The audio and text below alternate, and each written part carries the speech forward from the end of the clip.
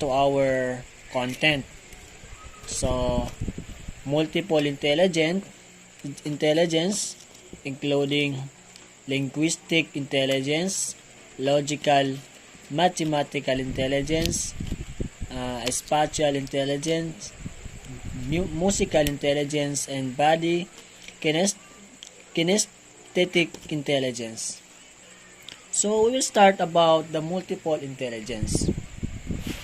So, multiple intelligence is person has a unique combination and degree of this intelligence, and describing the different ways student learn and acquire information.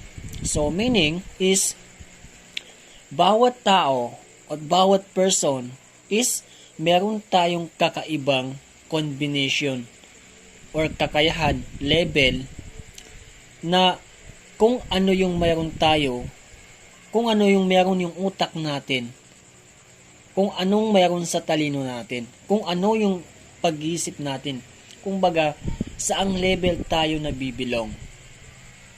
Merong iba't ibang kakayahan ng bawat tao na pwede niyang ma-unlock yung mga skill niya.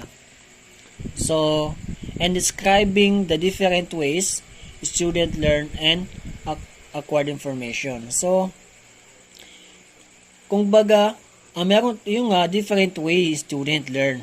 Meron tayong mga different na ways as a student kung paano natin ma-acquire yung tinatawag na information about to our learning. So, multiple intelligence theory proposed by Howard Gardner suggests that intelligence is not a single fixed attribute but rather a set of distinct abilities this intelligence include.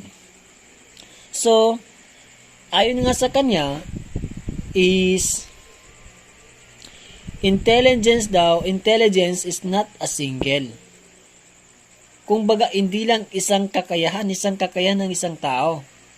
Fixed attribute but rather as a distinct of ability. So, ayun nga, marami tayong kanya-kanyang abilities. So, actually, meron tayong 9 part but I will discuss na 6 part lang kasi nasa ibang member ang magdi-discuss ng 3. So, number 1 dito ay ang tinatawag ng linguistic intelligence. So, ano nga ba ang tinatawag na linguistic intelligence? So, dito, it is strength in language skill including speaking, writing, and understanding the words. So, meaning to say is yung kahusayan natin, yung kakayahan natin in language skill. So, ibig sabihin is meron tayong kakayahan na maintindihan, mas madali natin maintindihan yung different language sa ating bansa. Kung baga, kasi nga, ayun nga, meron tayong kanya-kanyang talino, bawat isa. So, dito is sa linguistic, meron kang kakayahan na mas madali mo maintindihan yung mga languages. So, including speaking, ayan, magaling kang mag-speak in front of our people, in front of our audience. Magaling kang magsalita. That is your skill. Kakaibang talino mo yan, kakaibang kakayahan mo yan. Sa'yo lamang yan, hindi yan maagaw ng iba. And writing. So, some person na napakaganda yung kagandang pagsusulat. Also, napakaganda yung pag-construct nila ng word. Sa'yo yan, kakayahan mo yan. And understanding the word. So, ayun, meron kang kakayahan kung paano intindihin yung mga words. So, dahil nga, so yun. And then, number 2 in logical mathematical intelligence. So dito, ability in logical thinking, reasoning, problem solving, and mathematical operation. So dito, is meron tayong ability in logical thinking. Kung baga yung logic, paano natin yung mga situation na mga bagay-bagay is meron tayong ability na paano natin isolve yun. And reasoning, problem solving. Meron tayong kakayaan na isolve yung mga reasoning. Kasi napakahirap itong mga kung meron kang talino na ganito is napakagaling mo sa mga analyzation. Kasi dito pumapasok yung tinatawag na analyzation and solving mathematical operation. Napakagaling mo sa mathematics. 'Di ba? We will observe of other people na parang mas madali lang sa kanila intindihin yung mga binibigay, yung mga problem sa math. Kasi yun yung skill nila. So, other one is tinatawag ng spatial intelligence. So, dito, capacity to visualize and manipulate object in space, crucial activities like navigation, architecture, and art. So, dito na part is, meron doon tayong kakayan, yung capacity natin na kung baga meron tayong potential na kaya natin intindihin yung mga object, manipulate object, kung paano natin intindihin. And then pumapasok na dito yung tinatawag na art.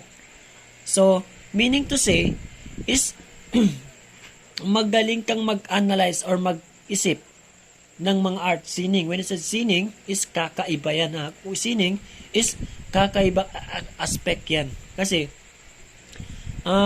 kung baga, marunong kang mag-create gamit ang yung utak. Mas madali yung sa'yo yung tinatawag na creation. And, yun nga. And then, another one is musical intelligence. So, aptitude in the understanding and creating music, recognizing pitch, rhythm, and melody. So, this is a part, meron mga tao na napakadali lang sa kanila na ma-understand yung mga music. Kung baga, mas madali sila makakita ng music. Yung mga na-experience nila sa sarili nila, yung mga nakikita nila sa mga bagay-bagay, na-observe nila sa paligid, kaya nilang gawa ng music, and also kaya nilang gawa ng tono and melody. So, yun nga, is para sa kanya, yung talino na yun. Yun yung para sa kanya. And lastly, is tinatawag na bodily kinesthetic intelligence.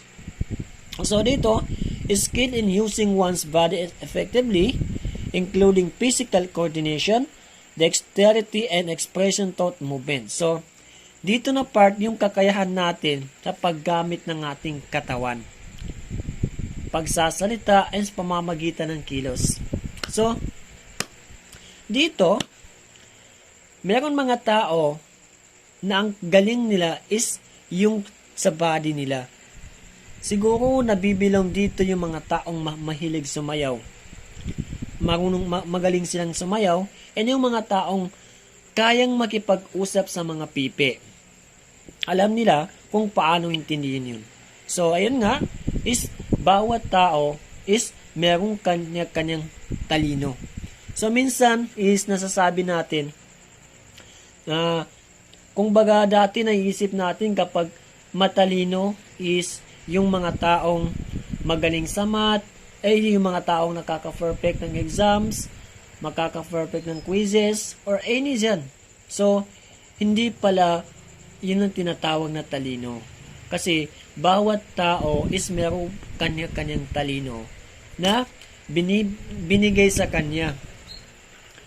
So, tayo, kung hindi pa natin alam yung talino natin, is possible na darating yung panahon na ma-unlock natin yun. Madidiscover natin kung saan tayo magaling.